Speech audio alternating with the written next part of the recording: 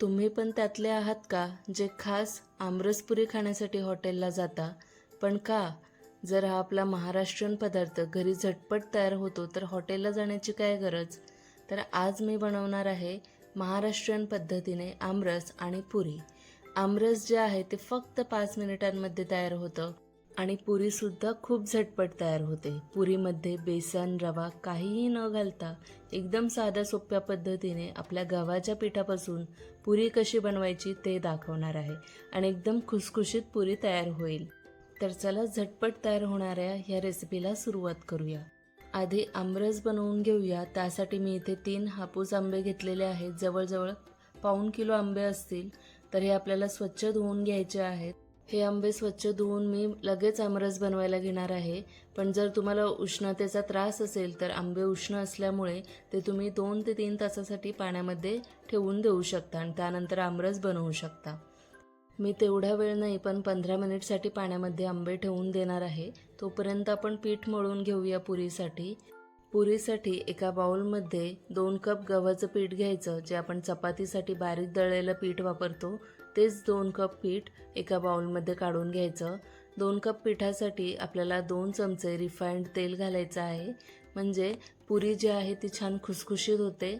त्यासोबतच चवीनुसार मीठ घालूया आणि या पिठामध्ये मीठ आणि तेल चांगलं मिक्स करून घेऊया. म्हणजे पुरी खुसखुशीत व्हायला मदत होईल. तेलाच्या जागी इथे तुम्ही वितळवलेलं 2 चमचे साजूक तूपसुद्धा घालू शकता. मी तेलाचा वापर केलेला आहे. तर आता थोडा थोडा पाण्याचा वापर करून नेहमी जे आपण चपातीला पीठ मळतो मऊसर त्यापेक्षा घट्ट हे पीठ मळून घ्यायचं आहे. एकदम घट्ट मळायचं कारण आपण इथे अर्ध्या तासासाठी हे पीठ भिजायला ठेवणार आहोत. त्यामुळे भिजल्यानंतर सुद्धा हे मऊ होईल. ज्या कपने मी पीठ मोजून घेतलेलं त्याच कपने मला हे पीठ मळण्यासाठी पाऊण कप एवढं पाणी लागलेलं आहे. तुम्हाला कमी जास्त सुद्धा लागू शकतं. तर आता इथे मी हे पीठ भिजायला ठेवणार आहे अर्ध्या तासासाठी. म्हणजे ते छान मऊ होईल आणि एकदम घट्ट पीठ मळलेलं आहे. पुरीसाठी कधीही घट्ट पीठ मळून घ्यायचं. त्यानंतर आता आपण पीठ भिजतंय तोपर्यंत आमरस बनवायला सुरुवात करूया. अगदी 5 मिनिटांच्या आतच हे तयार होतं. तर इथे मी 3 हापूस आंबे घेतलेले आहेत जे मी 15 मिनिटसाठी पाण्यामध्ये ठेवून दिलेले.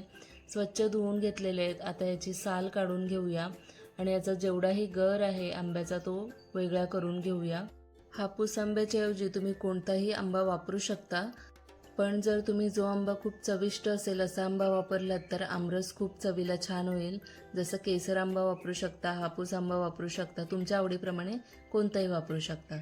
सगळा गर मी वेगळा करून घेतलेला आहे. आता आपल्याला हा गर एका मिक्सरच्या भांड्यामध्ये काढून घ्यायचा आहे. आमरस बनवण्याची वेगवेगळी पद्धत असते. काही जण मिक्सरला लावत नाही तर हातानेच आमरस करतात. पण मी इथे मिक्सरला लावून घेणार आहे म्हणजे झटपट तयार होईल.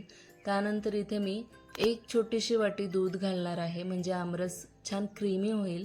आणि दूध घातल्यामुळे आमरस जास्त घट्टही राहत नाही, जास्त पातळही होत नाही. त्यामुळे फक्त 1 छोटीशी वाटी दूध घालायचं आहे. बरेच जण भरपूर प्रमाणात दूध घालतात आणि मग आमरसची जी मूळ चव असते तीच येत नाही आणि मग मिल्कशेक पिल्यासारखं वाटतं. त्यामुळे एवढ्या दुधापेक्षा जास्त दूध घालायचं नाही. त्याचसोबत मी 3 चमचे साखर घातली म्हणजे पाव कप साखर घातली.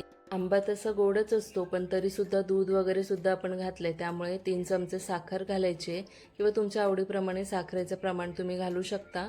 आणि लगेचच हे सगळं मिक्सरला फिरवून घ्यायचं आणि तुम्ही पाहू शकता इथे मस्त क्रीमी स्मूथ असा आमरस तयार झालेला आहे. कन्सिस्टन्सी सुद्धा परफेक्ट आहे. जास्त घट्टही नाही पातळही नाही असंच पाहिजे. आणि हे आमरस खाताना तुम्हाला मिल्कशेक पिल्याचा जराही फील येणार नाही. एकदम अस्सल आंब्यांची चव तुम्हाला या आमरसामध्ये मिळेल. फक्त थोडंसं दूध घातलेलं आहे आणि फक्त 3 पदार्थ वापरून हे आपला आमरस तयार झालेला आहे. आंब्याचा गर, साखर आणि छोटीशी वाटी दूध. 5 मिनिटांमध्ये आमरस तयार. आता आपण इथे भिजवलेलं पीठ पाहूया.